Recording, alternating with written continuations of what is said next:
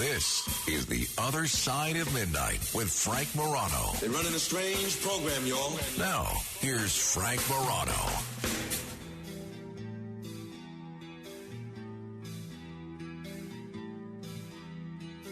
Well, you are in for a treat, and so am I, because for the next hour, buckle up, we've got Jeffrey Gurian.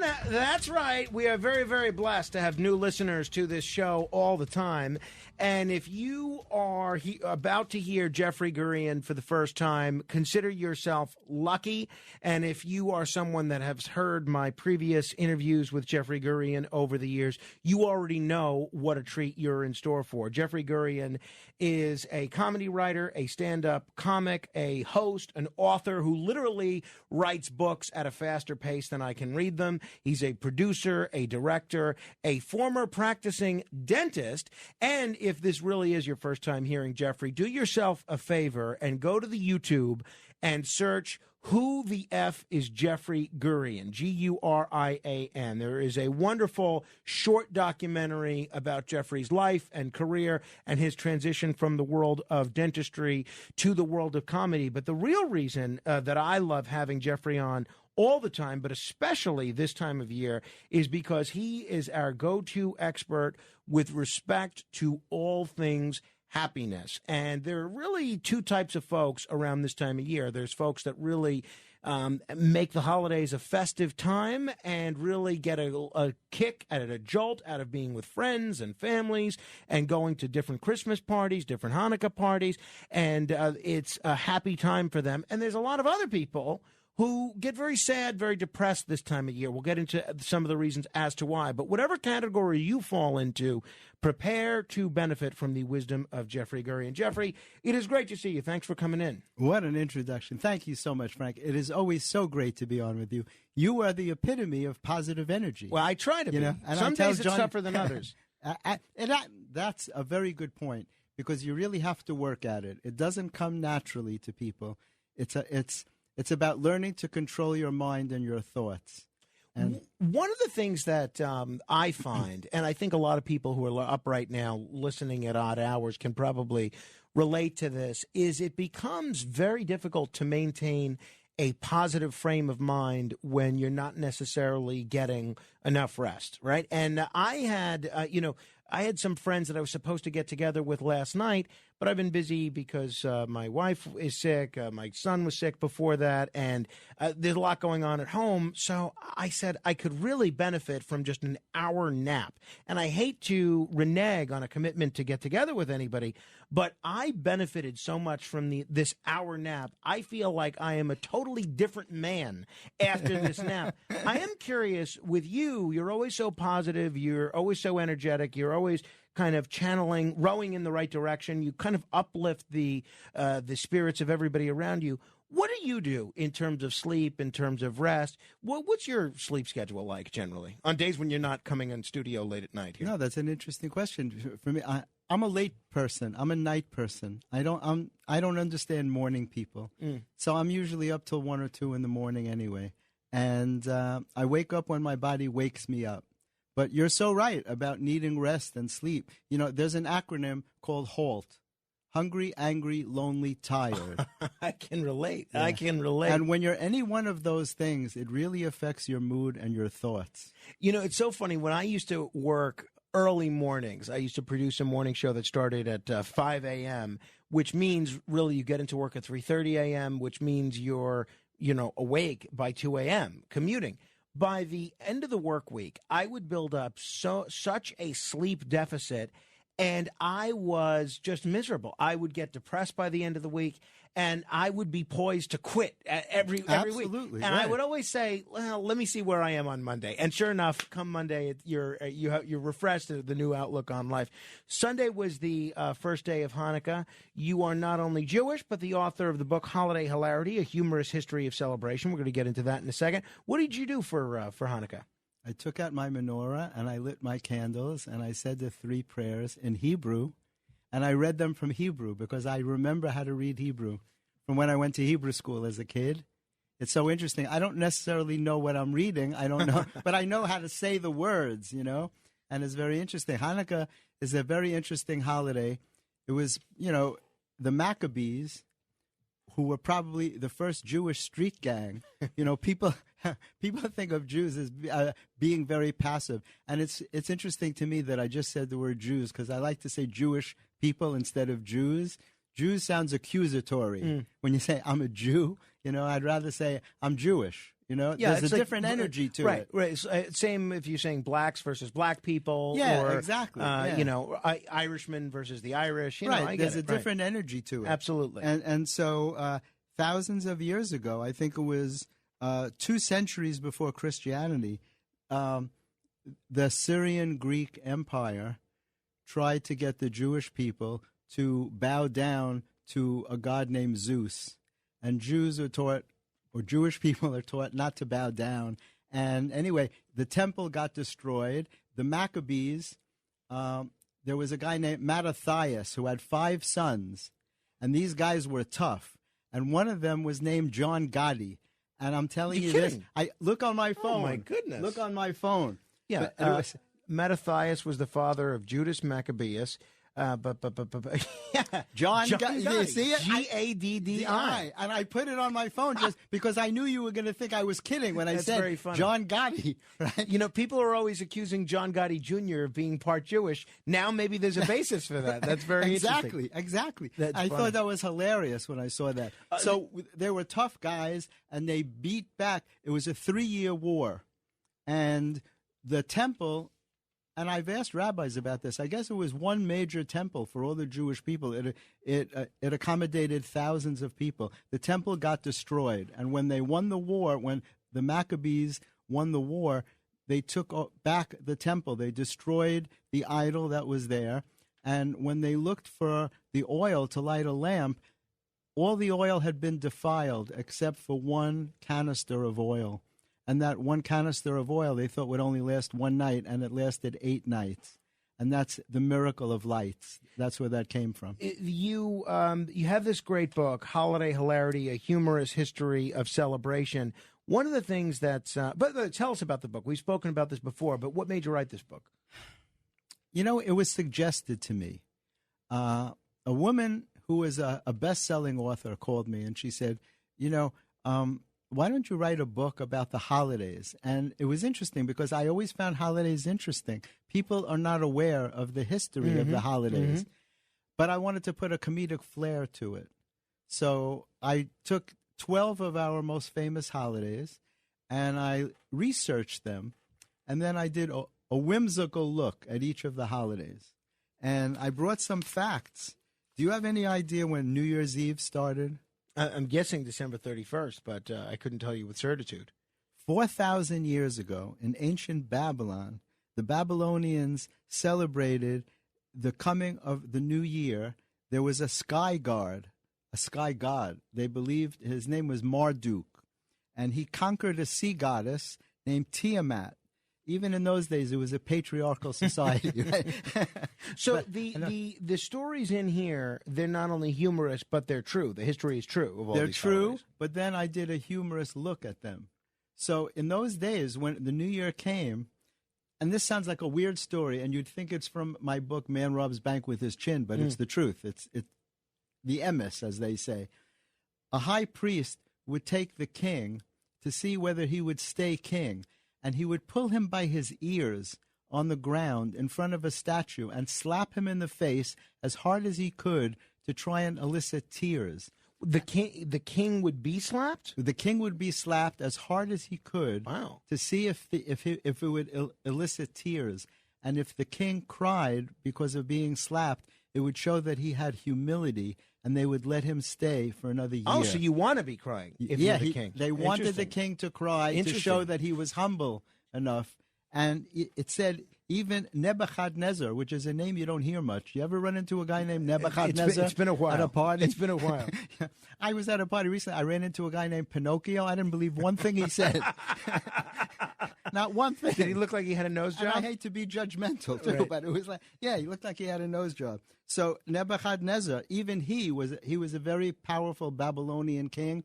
Even he was slapped. That's wild. Isn't that interesting? I did not know that. Most people would not know. the thing, you've done a lot of very interesting things. You've worked as a writer and a producer with some of the biggest names in comedy. You've made a very unlikely transition from the world of dentistry, where you were very successful, to the world of comedy, where you're doing great now. You've written a whole bunch of best-selling books. You survived double COVID pneumonia with a very serious hospitalization. But one of the things that I and so many of our listeners find amazing about you and so impressive is that you managed to maintain great relations with your ex-wife, and you have talked about how you've celebrated other Jewish holidays with your ex-wife and with your family with her. Do you celebrate Hanukkah with anyone? Are there any exes that you get together with for Hanukkah? No, I live by myself. I celebrate, I visit my children, and I'm glad that you brought that up. It's a very important thing to me. I'm very grateful to my ex-wife because she gave me the gift of having my children. I have two amazing daughters that wouldn't be them if it wasn't for my ex-wife's DNA. We had to meet, What I've learned is that not everyone is supposed to be in your life forever. There are people who are put in your life for a certain reason. My ex-wife was a wonderful person, and she was a great mom, and I thank her all the time. And I get together with her and her husband, and I have a very big extended family because of these principles that I talk about. They're ancient spiritual principles. And if you allow yourself to incorporate them into your life, there's no room for hatred or stuff like that. It's very important to look at things in a certain way, to have a certain perspective.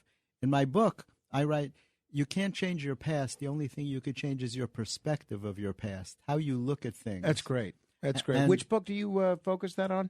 That's In Healing Your Heart by Changing Your Mind, a spiritual and humorous approach to achieving happiness. And people have written, it's got about 280, mostly 5-star reviews on Amazon, and people write to me all the time and say that it's like, they call it a life-changing book, which is amazing for me because when you write it, you don't know how people are going to respond.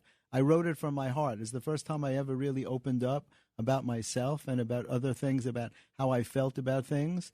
And people resonate with what's in the book. That's terrific. I love that. If people want to check out any of your books, by the way, they can go to Amazon, just search Jeffrey Gurian, Gurian. And if you have gotten one of the books previously, you might want to issue a 5-star review. If you want to call in, by the way, we're going to try and take as many of your calls as we can. 800-848-9222. That's 800-848-9222.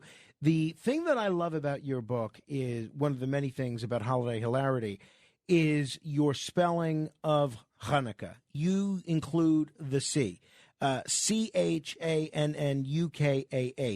Is that the proper way? And how did both spellings become acceptable over the years? Because most people are chachachly challenged. They can't do the ch sound. I had a friend on radio. Her name is Chemda. And people can't say it. So she does a show called Keith and the Girl. And I said, why don't you use your name? She goes, because people can't say Chemda. It's like, so for most people in the world who can't do the Ch, they do the H, Hanukkah. So, but I think the proper way is Chanukah. How do you feel about people that say Chanukah? I've never met anyone who said Chanukah. I say Chanukah from time to time, but I've tried to dial that back because I offend so many people unintentionally. I better not. People get offended over they ridiculous do. I want to ask things. You about that in a little bit. Yeah. Another key question, and this is maybe much more polarizing than anything having to do with any political issue or anything along those lines. Your latke preference: applesauce, sour cream, or I was reading a Hanukkah book to my son yesterday, and there's a Hanukkah bear in that book. He would eat the latkes with jam. Where do you come down? Applesauce, sour cream, or jam? Applesauce for sure. Sour cream is a close second, but applesauce is amazing. Potato latkes, you could eat them until you can't even leave the table. Your stomach will just blow up. That's for sure. That's for sure. And the reason that's a traditional Hanukkah dish is because they're fried in oil, right? Yes, because when the Jewish people were out on the desert, that's how I guess that's where the unleavened bread came from, too. They didn't have yeast. They had no way to bake it. I think they baked it on the sand, I guess. I'm not an expert in those things, but I read recently about potato latkes, and it's because of the oil. Do you make potato latkes? I don't cook. You don't cook? I heat stuff up. Well, I cook a little bit. Okay. I make turkey burgers. Turkey burgers. Okay. That's my favorite. You know what I eat? I eat salad, and I buy a rotisserie chicken, and I cut it up. I eat things to keep my weight under control. This is an area where sort of comedy and Judaism intersects, and I think this is the first time I've seen you in person since this controversy occurred. Dave Chappelle hosted Saturday Night Live, and a lot of people took issue with some of the things that were in his monologue. He was sort of making fun of Kanye West, and some of the critics of what Chappelle said was that he was reinforcing anti-Semitic tropes and parroting Jewish stereotypes with his comedy. I'm curious, did you have an opportunity to look at that Chappelle monologue, and did you find it offensive at all? You know what? I saw it. I don't really remember it. I don't hold on to things like that. What I do remember thinking was that he played both sides of the coin.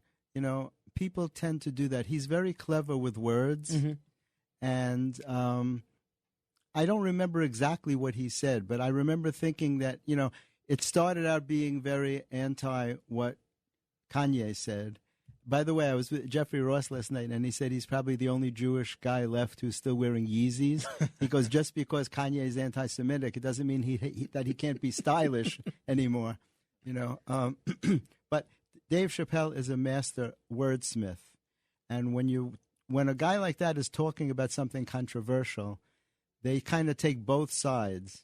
So that they're not really taking a stand against anything. When he started out, it sounded like he was putting down what Kanye said.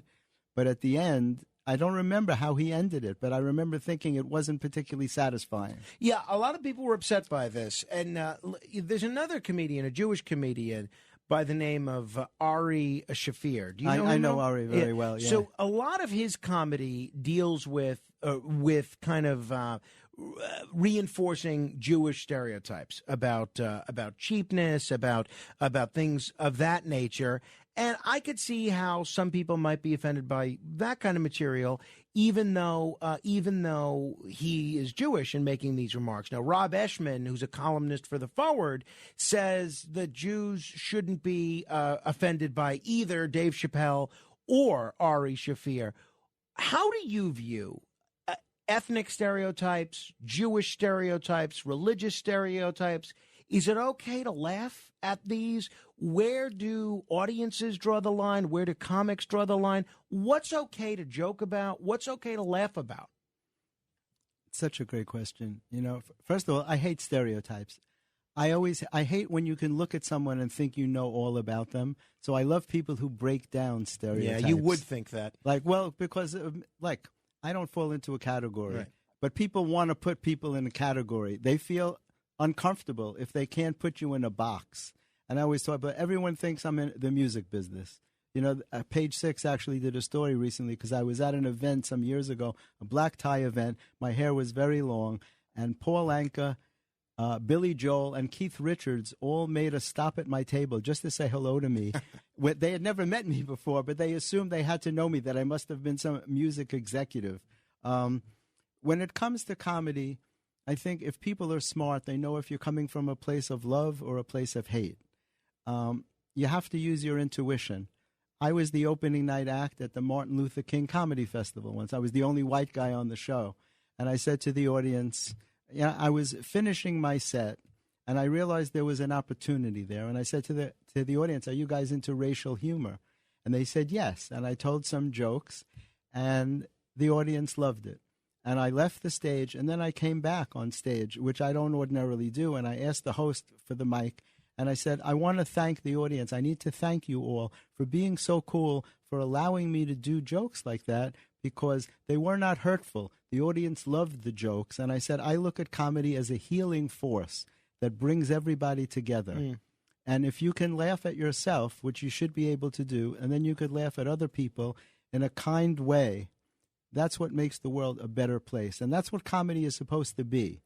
So, you know, when we do jokes about stereotypes, even though I hate stereotypes. But yeah, so there's stereotypes of every ethnicity. And it's okay to do them. But these days, there are people who cannot wait to be offended by something. Well, that's for sure. That's for sure. And it's a very thin line. You know, I had a Chinese girlfriend for many years, and her English was terrible. And it gave me great jokes for my act. but I did very positive jokes. I would say I love Chinese people. Chinese people are the smartest people in the world. They have to be because they figured out how to speak Chinese because it's a very difficult language. It's like the Rubik's Cube of language. You could listen to that language your whole life and never figure out one word. And Chinese people in the audience loved that because it was a very positive joke. Absolutely. Jeffrey Gurian is here. He's a comedy writer, a stand-up comic, a author, a producer, a director, former dentist. You could check out ComedyMattersTV.com if you want to learn more about Jeffrey or his life and his career, or you could just search that YouTube documentary I referenced, Who the F is Jeffrey Gurian, Gurian. We'll take your calls in a moment. And a comedic institution in New York and around the world is coming to an end in just a few days. We'll get into it with Jeffrey. You want to comment? You can. 800-848-9222. This is The Other Side of Midnight. Straight ahead. The Other Side of Midnight with Frank Morano. It's The Other Side of Midnight with Frank Morano. Put on your yarmulke, here comes Hanukkah. So much Hanukkah to celebrate Hanukkah. Hanukkah is the festival of lights. Instead of one day of presents, we have 8 crazy nights. The great Adam Sandler singing the Hanukkah song. I'm Frank Morano. This is The Other Side of Midnight, joined for the hour by Jeffrey Gurian, comedy writer, stand-up comic, host, author, producer. Check his work out at ComedyMattersTV.com.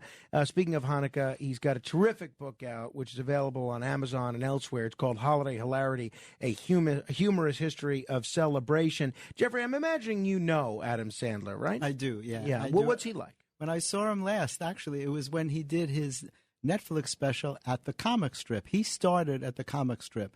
I did the book on the history of the comic strip with the recently deceased owner, Richie Tinkin, who was a legend in comedy. He managed Eddie Murphy. He discovered Eddie, managed him for the first 11 years of his career, discovered Chris Rock, managed Colin Quinn, and he managed Adam Sandler in his very early days. Wow.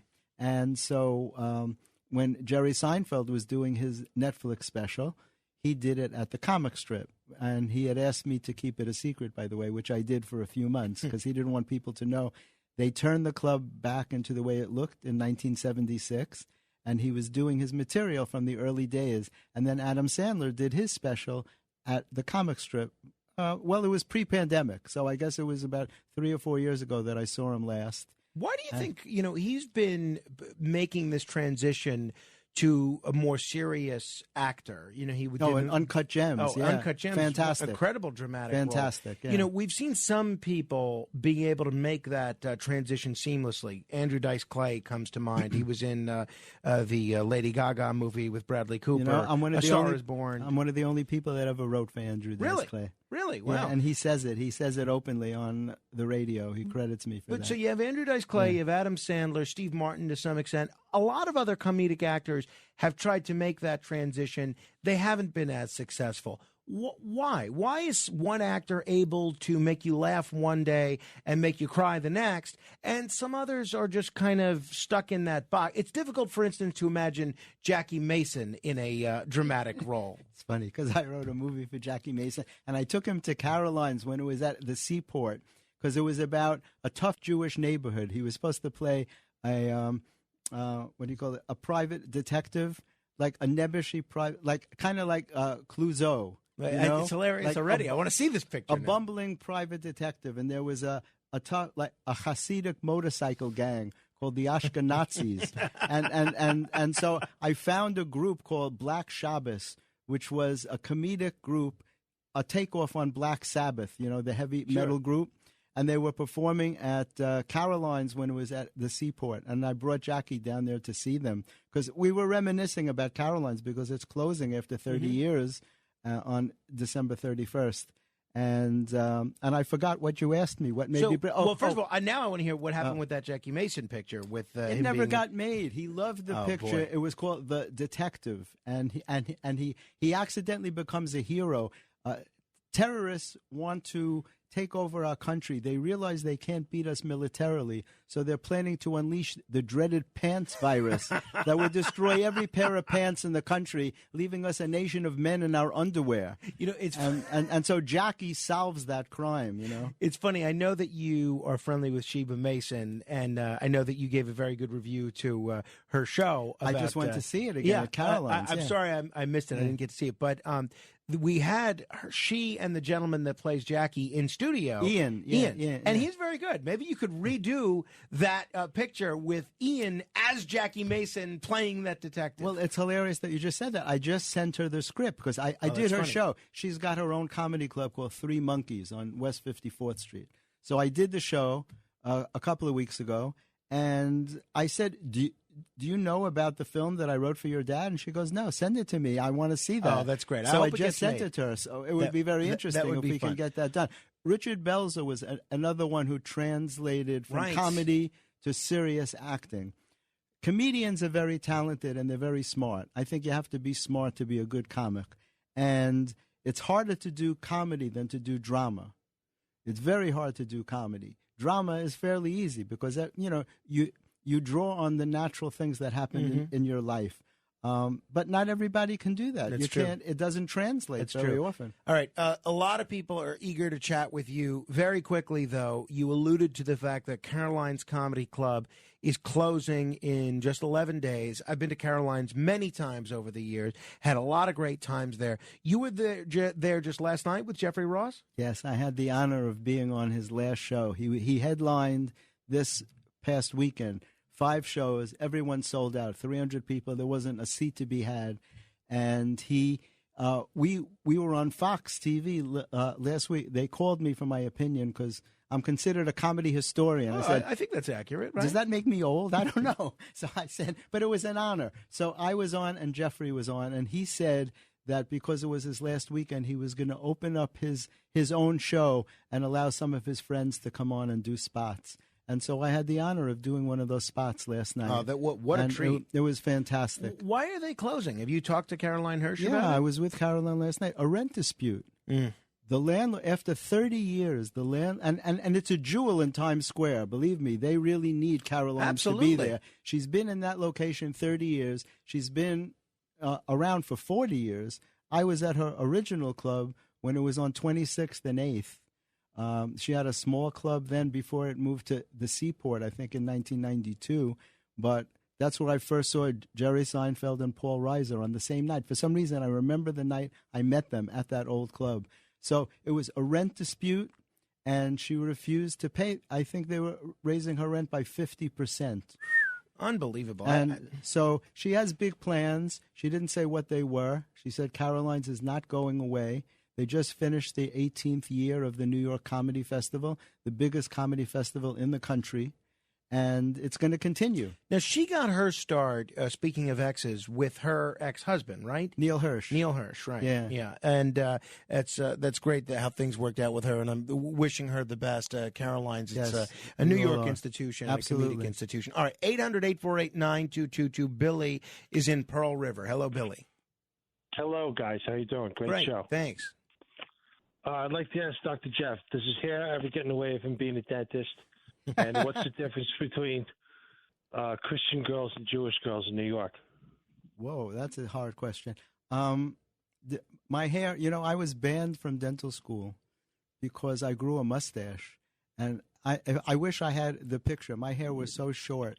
But in Philadelphia in those days, if you wore a turtleneck, they thought you were one of the Beatles. It was it was a very conservative time.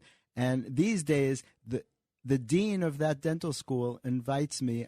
I'm actually doing a lecture there in February on my approach to TMJ pain and headaches. And so things really turn around. From a school that I was banned, they told me that I was a disgrace to the profession because I wanted to grow a mustache. That's how serious it was. But you didn't have that wild and crazy hair that you have now back then. No, I had very short hair. Yeah. But to them, I was a radical. And it was a terrible experience. Billy, what was the punchline to your joke? Billy? I'm not joking. Oh, okay. Okay. It sounded like a setup. No, to a Dr. joke. Jeff seems like a guy who gets around. It's a fun time. So I thought, he could give us some insights. Maybe he'll give that answer off the air, Billy. Thank you. 800-848-9222. Simon is in Brooklyn. Hello, Simon. Yeah, happy holiday, happy Christmas, happy Hanukkah. Likewise. Yeah, you too. We were talking about, people making roasting, how you could call it, or making fun of other religions. And I think it's a great thing. Like, look at Don Rickles. He was like if you look at his productions, he was the biggest roaster. He made fun of blacks, Jews, Christians, Catholics, and people loved it. And there was never a problem with, I think it was a different time zone, but today everyone is so, everyone is, it's a whole different world. So maybe it's a different generation, so people are more sensitive. But and look at the days of Don Rickles, when you go on Letterman, and there were more. They used to roast people, and it was very, very outspoken. He called people a hockey puck. You remember that? Everything. Yeah. Yeah, I guess the difference, Simon and Jeffrey, is if you're making a joke that reinforces a negative stereotype and it leads people to think that there's some 100%. Truth to the stereotype, right? Exactly. Blacks being criminals, American Indians being drunk, Jews being cheap and controlling the media. If you grow up, Italians 100%. Being gangsters, right? Exactly. Right. Exactly. Yeah. The thing is, Don Rickles, he did it. He was out. He said things which someone today cannot say. Yeah, I guess that's what my question to Jeffrey was all about. It's like, where do you draw that line? What's okay these days? Well, I don't know. There are jokes that can hurt people's feelings. I think if the people, after Don Rickles, after he made a show, he apologized to everybody, and he really wasn't sincere. If you do it sincerely, and I think that brings out everyone, then things will calm down. Because sometimes you just got to hit it hard, and all the religions and I think people like that. It brings out the humor of everyone's religion. I don't. If you come off that way, you're not like you're going to start putting people down or others. But it's incredible that if you know anything about the Friars roast were brutal. Mm-hmm. And I was the main writer for 12 years. And I used to go over to the person being honored, and I'd say, is there anything that you don't want joked about that would hurt your feelings? Because I never wanted to write a joke that would really hurt somebody. When Chevy Chase was roasted, he actually told the audience that he was very hurt by the jokes. He was roasted 3 times, and he did it for charity. And they made terrible fun of him. And he was actually really hurt by the jokes. And he said it that night. I was there. And so you can hurt people with what you say. These days, roast battles can be very cruel. It's a new thing that they do where you say the most horrible things about the other person. If someone's family, if someone has cancer, they use that as a joke. Mm-hmm. To me, that's not funny. I would never do stuff like that. And I don't like mean-spirited humor. Speaking of roasts, a guy that was very well known for being a roast master and doing roasts better than anybody was Freddie Roman. Couple married 47 years. The lady becomes ill, she passes away. Funeral service is over. The pallbearers lift up the coffin, start to walk out. The coffin hits the wall. From inside the coffin you hear, "Oh my God, a miracle, the lady lived." She lived another 3 years, got sick again, died again. Another funeral. Service is over, the pallbearers lift up the coffin, start to walk out. The husband yells, "Watch out for the wall." I imagine you knew Freddie Roman. Oh, I knew Freddie very well. Well, I had a profile done in the New York Times, and they took pictures of me backstage at Catskills on Broadway with Freddie and Dick Capri. And Freddie said, I was the only one who looked like he was in show business. They all looked like dentists. That's the quote in the New York Times. Yeah, I knew Freddie. He said, I knew him for about 40 years. He was the dean of the Friars Club. What made him so special as a comedic talent? Well, first, you could see by the way he spoke. He was an actor. Like he really people don't perform that way anymore. It's a certain style, and he had his own style, and he was just sharp. I had a story with him once. He was the roast master for a big roast, and I was writing jokes for him, and I'm very absent-minded, and he lived in New City, I think, and I drove all the way from Manhattan to New City, and he got out of bed. He had just flown home from doing a tour, and he got out of bed to meet with me, and I opened my case, and I had forgotten to bring the jokes. I drove all the way to his house. He gets out of bed to meet with me, and like a schmo, I don't have the jokes with me, and I didn't know what to say. I was dying. So I said, I'm so sorry. I drove all the way back to Manhattan and drove back to his house with the jokes again. That's very funny. And that's the kind of stuff that self-sabotage. It's something I like to talk about, self-sabotage. 800-848-9222. Mordecai is in New Jersey. Hello, Mordecai. Hi, happy Hanukkah, Jeffrey and Frank. Thank you. Same to you. I bet you know a lot about Hanukkah with a name like Mordecai. Oh, it's Mordecai. I was actually going to tell you that. It's Mordecai. You tell everybody it's Mordecai. It's just easier to pronounce. Mordecai, right? Mordecai, exactly. Yeah. Yeah. I just wanted to let you know that we also eat donuts on Hanukkah because it's deep fried in oil. Sure. No, I've seen that, and different Hanukkah celebrations I've been at. Donuts have been a staple. So thank you, Mordecai. Happy Hanukkah. Hopefully it's a good one, and hopefully you make the most out of your 8 days of presents. Tommy, 2 times, is in Brooklyn. Hello. Good morning, guys. Good morning. Listen, I was in DBT for like over 2 years, and I had a better outlook when I was being mindful and doing the. What is DBT? I don't know. Dialectical behavioral therapy. It teaches you about mindfulness and how to look at new dialectics and so forth. For I have anger issues and stuff like that. And actually, Curtis has been very helpful to me with that. He's like a counselor. I call him that. You as well, Frank. And I like it because you guys are different, and there's different dialectics, and it helps you make better thought processes. For me, it does. It's how I work it. And I was thinking something about you. You had a thought. I have a thought about.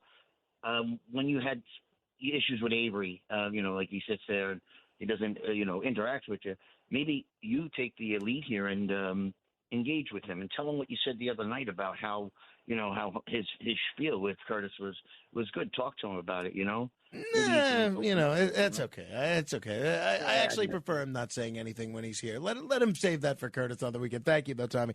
We're going to continue with Jeffrey Gurian in a minute. We'll talk about seasonal affective disorders, sadness, and happiness in just a moment. You have questions. Jeffrey has answers. 800-848-9222. This is The Other Side of Midnight. Straight ahead. The Other Side of Midnight. It's The Other Side of Midnight with Frank Morano.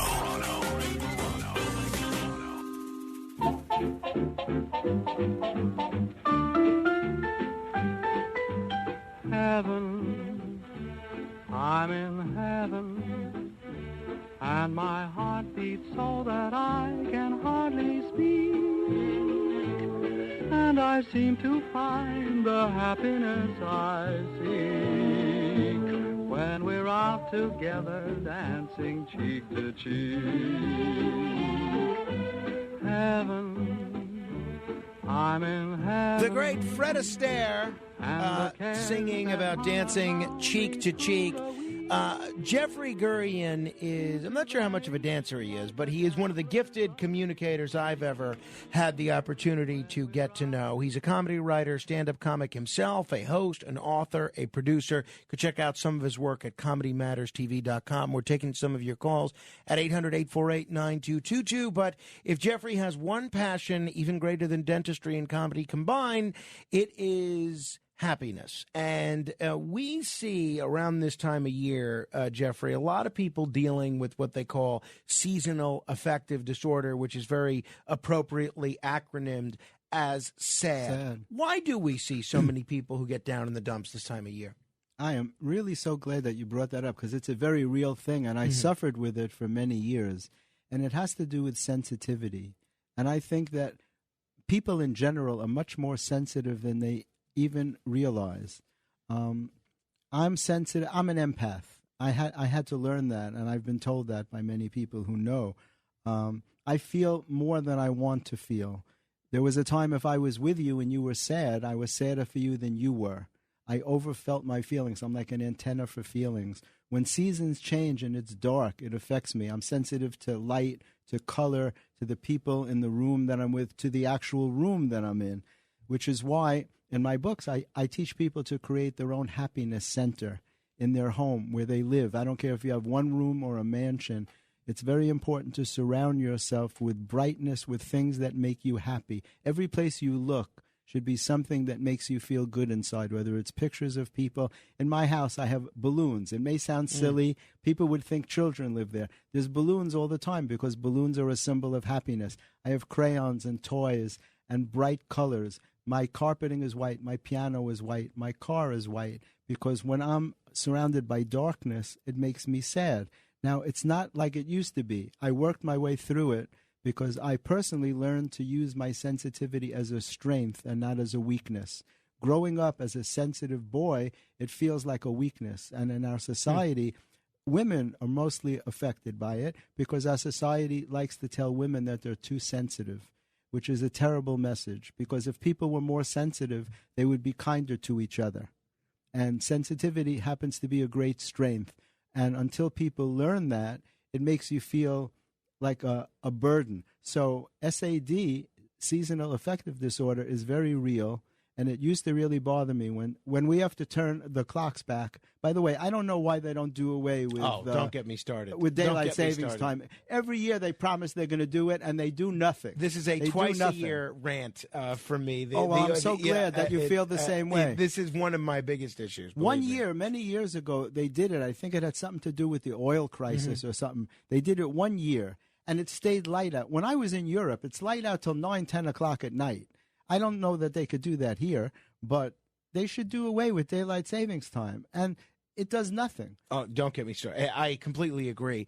But so you do have the issue with light and the lack of sunlight, and people do get depressed when it's dark at 4:30 in the afternoon. Exactly. My wife is very affected by this. She looked out the window at 5 o'clock the other day, and she said if this was summer, it would be bright out for another 3.5 hours. Exactly. And it does lead to a feeling of, of fatigue on the one sense and depression, for lack of a better description. Sadness and depression, so and it's very real. What strategies can you suggest to people to combat that? Let's say they do find themselves really affected by this. And I'll point out that I think a lot of the people listening to us right now might be people that work at night and are sort of nocturnal, and they may deal with that same sort of lack of sunlight, at least during the week.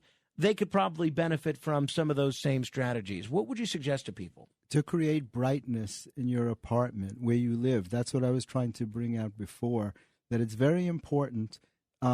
People live in dark apartments and they wonder why they're sad. Some people don't have windows in their apartment. There are lights. They actually sell these lights that combat seasonal affective disorder. I don't know where to get one, but you could probably get it on Amazon. But the idea is that they understand. People are like plants in a sense. We need water. We need light. We need nutrition, energy, positive energy.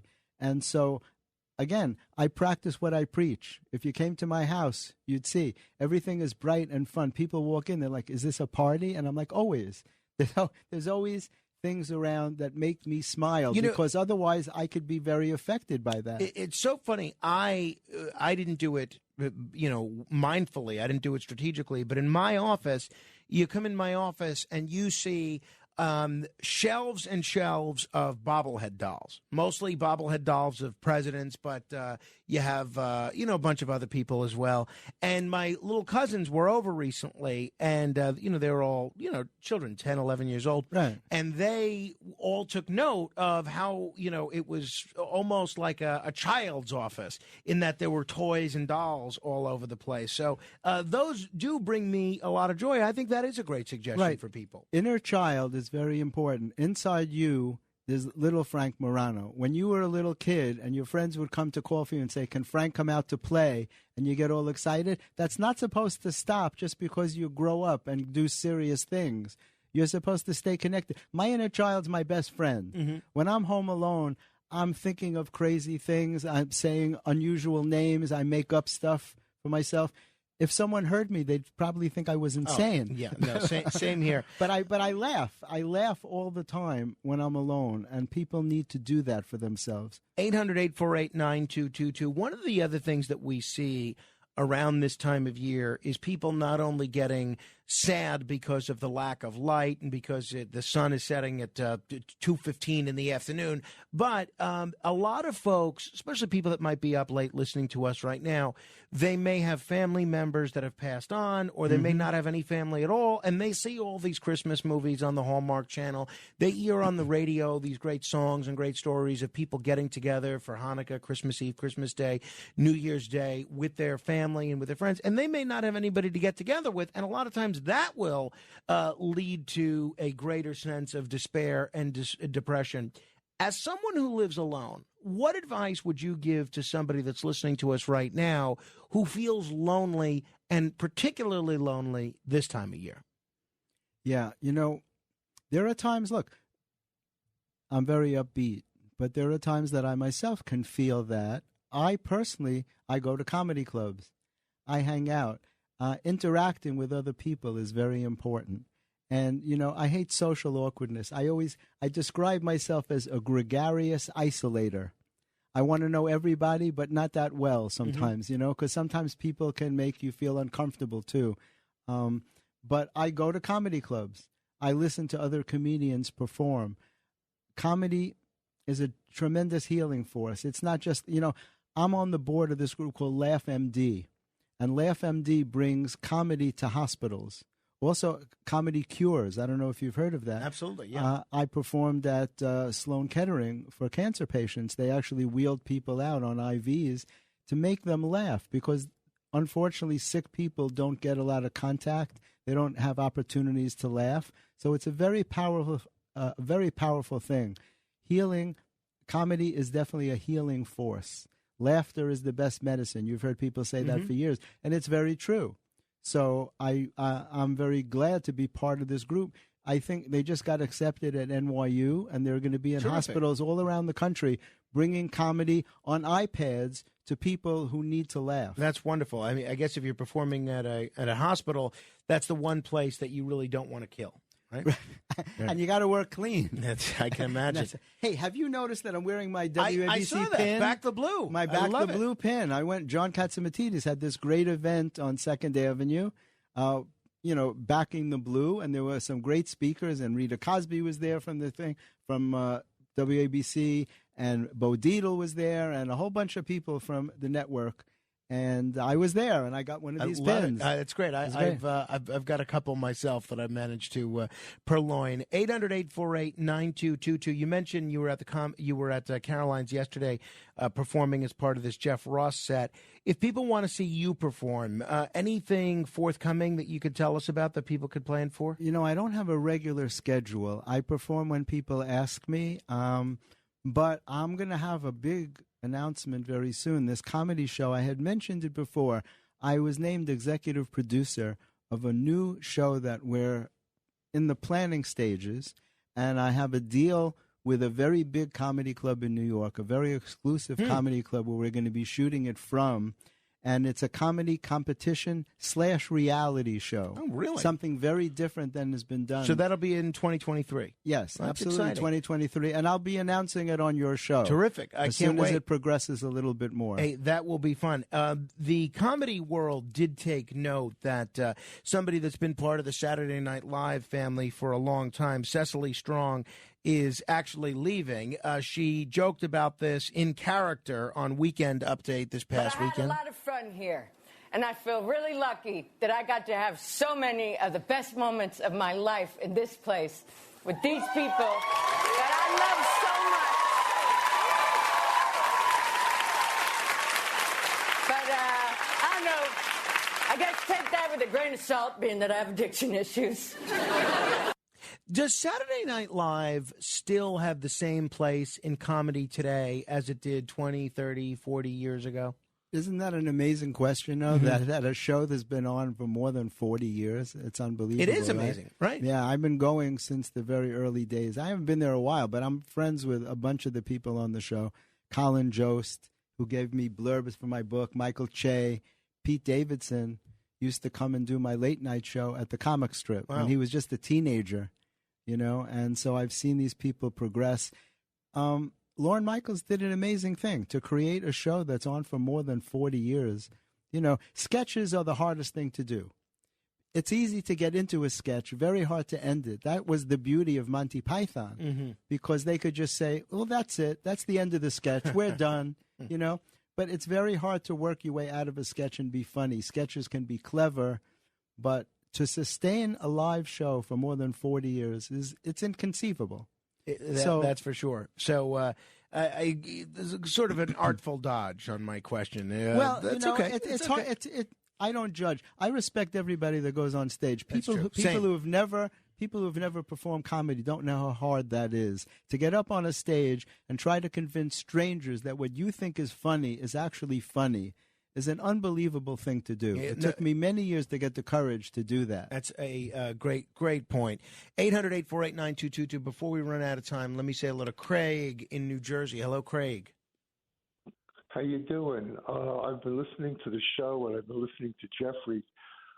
Jeffrey, we graduated dental school together. Really? You went to Tempo? Craig Wilson. Amazing, Craig. Yes, I remember your name, for sure. Craig, well, we're going to have you back when we do Jeffrey Gurian, This Is Your Life. I'm sorry we're out of time. Call again in the future. Jeffrey, the time always flies by when you're here. Thank you. Always. Thank you so much. It's always so nice to be on with you, Frank. Thank you. It's amazing. Check out Jeffrey's book, Holiday Hilarity, A Humorous History of Celebration. And you also want to check out the book, Healing Your Heart. There's a lot of great happiness strategies in there. Check them out on Amazon, Gurian, or you could search ComedyMattersTV.com. Until next hour, keep asking questions.